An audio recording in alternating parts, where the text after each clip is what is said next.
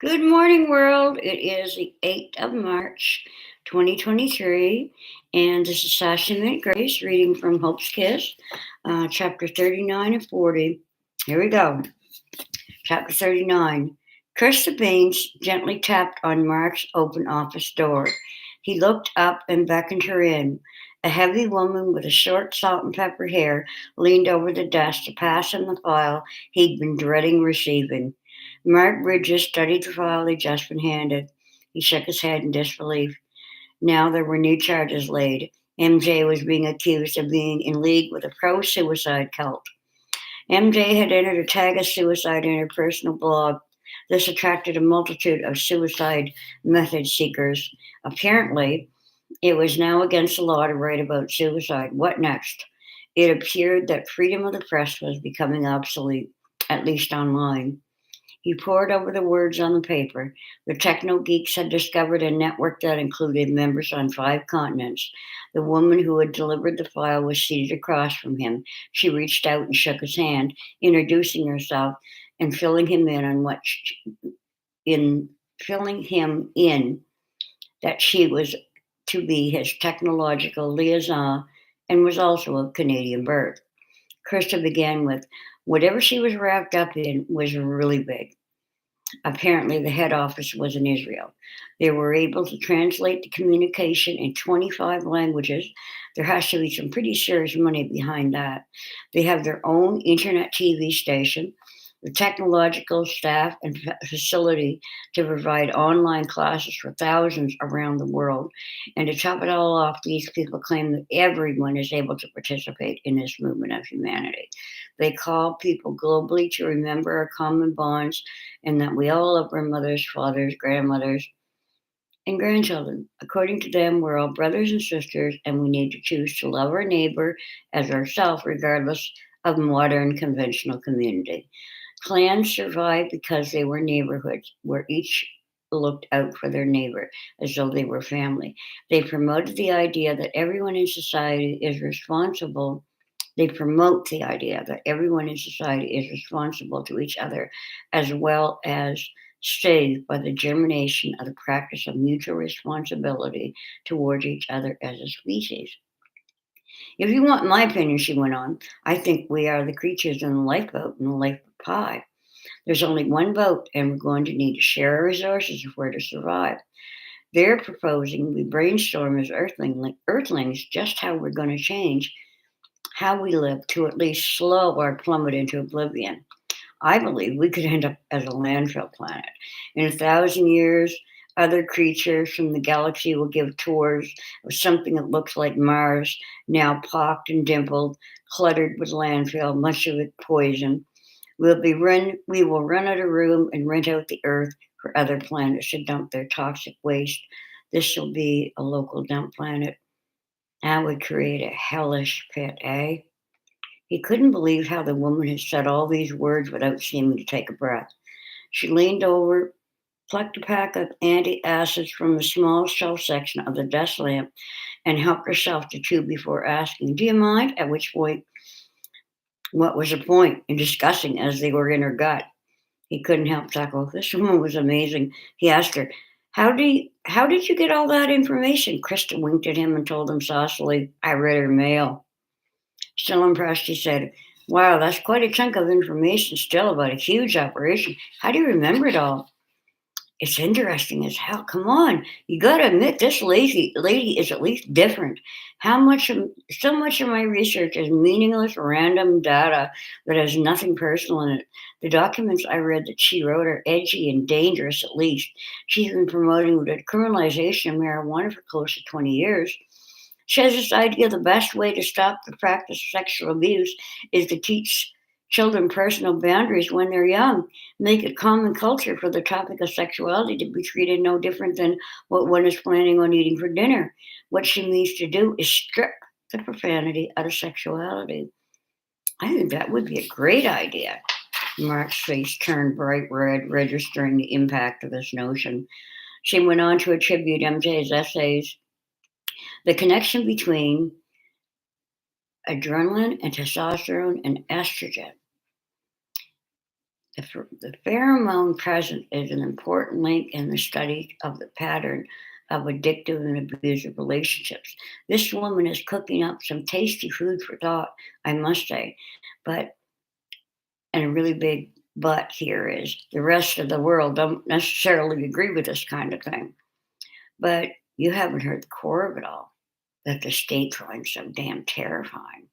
Mark squinted his eyes, trying to get her attention. His office door was open.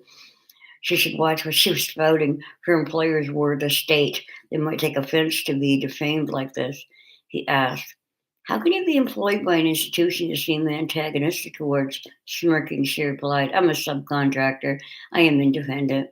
I do the job for them once in a while. I haven't signed on, although sometimes I kick my ass over it, especially when I have to take time off for health problems. I don't have the health insurance coverage you folks, but I got a hell of a lot more freedom and peace of mind. He sighed and remembered how his health insurance was a godsend. He felt grateful that he had it when he developed diabetes. The medical supplies were very steep, he said. So, what is the pearl you've discovered that you think has really got her into trouble? Well, you see, Mark, the main dude is a Jew with a socialist bent. The political spin doctors will vilify him as a combination between Hitler and Castro. The fundamentalists will play him as the Antichrist. Before you can blink, the Americans will be in there like Clinton looking for WMDs. I mean, just think of this bunch promises. What this bunch promises, they claim if we simply help out our fellow humans, we'll survive the disaster that's bearing down on us as we speak. In other words, put down the weapons and pick up your farm and medical tools. Mark looked askance at her, trying to see if she was pulling his leg. He was completely speechless that she could so blithely trash America right here in this building in the Capitol. Is she so foolish she doesn't assume the room the are in is bugged? She looked up at him and smiled and went on, what? You're looking at me like I have two heads. I'm completely serious. This woman has some mainline connections with hope. According to her blog, she only used suicide as a hashtag because she wanted to lead some of the hopeless to her map out of suffering and isolation, which is what the course she takes seems to be all about. Are you absolutely sure about all of this? Could they be communicating in some type of code, maybe? She chuckled and said, nope. I've analyzed to the hilt. There are no patterns at all. They claim that this science or wisdom was passed down from Abraham through the generations, and the time has come for the secrets to be revealed and shared with the world. I've even had a specialist in Hebrew study the contents of the text, and she claims they're giving a plausible translation of the books. Mark scribbled some notes and asked her for a card in case he had any more questions. As she passed him her card over the desk, she said, I'd really like to meet this lady. From what I've read in her writing and research, I think she's a special person. Mark nodded and said, I haven't quite made up my mind yet. I can't decide if she's unbalanced or another Leonardo da Vinci. She rose and tugged her top down around her wide hips and turned to leave. But instead, she looked back and said, good luck. You're going to need it. He nodded with a, thanks. I'm sure I will. Chapter 40. Fox News blared in the background of the Pig and Whistle Bar and Grill. Devin ordered another Scotch neat and stared vacantly up at the big screen TV. He tuned into the report when he heard of the word suicide and the list of charges levied against that crazy Canadian woman. He said to the bartender, Mike, she really thinks she'd get away with it? She was waving it in everyone's face. There was the pot, the sex ed to teenagers, getting people to sign up for a religious cult run by that old Jew, and then promoting suicide. That's a whole new dark method of getting rid of the Americans. Tell them it's for the best that they give up. The ultimate form of surrender, eh? Absent-mindedly, Mike come back. Sure. Devin continued. Have you not been paying attention to this, buddy? Mike shrugged and looked guilty. Sorry, dude, I don't pay much attention to the news. It blares away up there all day and night. I guess I kind of tuned it out. He rinsed his cloth in the sink and began to wipe down the surface of the bar. Then he turned around and said, you don't suppose there's any chance she's innocent, do you? I mean, maybe they got it wrong. Maybe she's just a bit of a flake the law took the wrong way. Not everybody who is for criminalization is working for a South American drug cartel. Some of the guys I know swear by it for medical purposes. Oh, come on, Mike, get real. She's hanging around with a bunch of kids promoting sex and drugs in cahoots with the Jews, socialist ones at that. What a great coup for them to have a woman do their dirty work. Want to tear the fabric of American society apart? Give the children dope and condoms, he snorted derisively. Tell them capitalism is of the devil. Way to send our economy into oblivion. Mike stopped performing his variety details and looked at Devin. What do you think is going on with the economy as we speak? Do you know how many guys come in here a day who have been a victim of downsizing or outsizing, outsourcing to Mexico or China? Do you have any idea the number of my patrons have killed themselves in the past 3 years because of financial problems? This capitalist system's on the way out, dude. And hopefully someone somewhere will figure out how to replace it without the effects like the Nazis' rescue of the economy, or at least the appearance of a drop in unemployment rates. It was actually propaganda that the economy was turned around. What really happened was that they sent all the Jews away and told the women to stay home and punish people who appeared to be work shy by sending them off to concentration camps. So one did what everyone needed to do to gain and maintain a job, even if professionals had to do manual labor.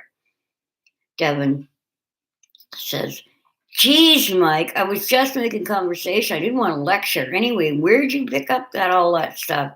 "I have a master's degree in poli-sci." "Poli-sci? What's that code for? I'm a high school dropout, bud. Care to translate?" "Political science," he sighed. "You have a degree and you 10 bar? There are no jobs out there for this type of thing unless you want to go on and get a doctorate and teach college level.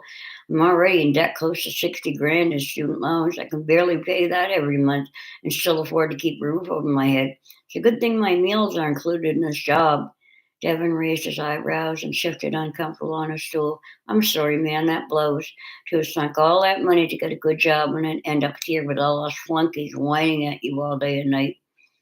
Both men stopped and looked up at the screen when they heard these words. MJ Osgood's wife attempted to enter the U.S. 2 days ago and was stopped at the border and refused entrance. The two men looked at each other and smirked. Devin began, "Oh, yeah, and she's a full blown dyke, too. That's going to put at least a few of the 12 jurors in a nasty mood." Mike poured a glass of orange juice and took a gulp. He swallowed and said, "Yep, I'd say she's in for a rough ride. See you tomorrow."